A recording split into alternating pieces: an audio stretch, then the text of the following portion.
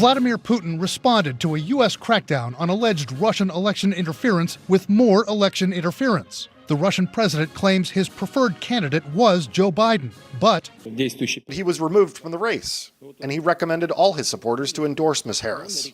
Well, that is what we will do too.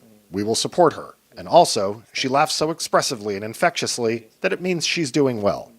Putin's comment drew a sharp rebuke from the White House. Mr. Putin ought to stop talking about our elections, period. We would greatly appreciate it if Mr. Putin would A, stop talking about our election, and B, stop interfering in it.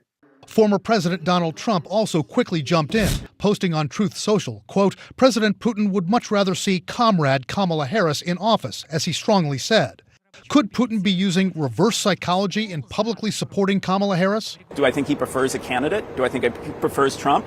Probably. But what he really prefers is for us to be more at each other's throats. So he's playing us against each other, which is what he's done for years.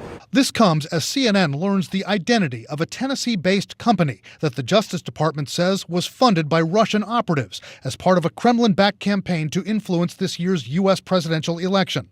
A U.S. official briefed on the matter tells CNN that company is Tenet Media.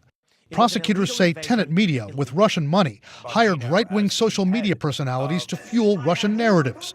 Among those stars, content creators Benny Johnson, Tim Pool, and Dave Rubin. Combined, those three have about 6 million subscribers on YouTube alone. Perhaps there's a little bit of a bias. Pool once interviewed Donald Trump on his podcast. Benny Johnson interviewed Eric Trump. Tim Pool's show, Timcast, features opinions that the Kremlin might want to see broadcast as widely as possible. Ukraine is the enemy of this country.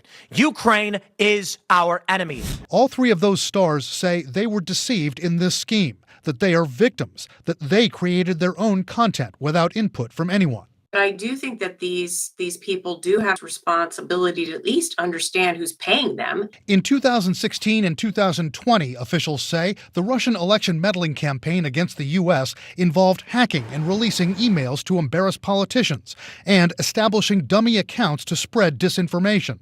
How much has that campaign evolved since then? It's evolved significantly. But that's why the Tenet thing was so sophisticated and smart is they found real Americans who were influential, who have massive audiences, and they were trying to manipulate that platform.